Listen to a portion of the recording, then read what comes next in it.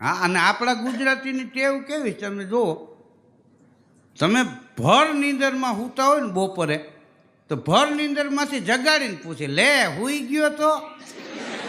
કીધું ના ના, રિહર્સલ કરતો હતો કે આમ તૂટિયા કેમ વાળવા, નાકોરા કેમ ઢેળવા. હા, ગુજરાતીની એવી ટેવ, તાળું મારે ચાવી કાઢીને 3 વાર તાણે.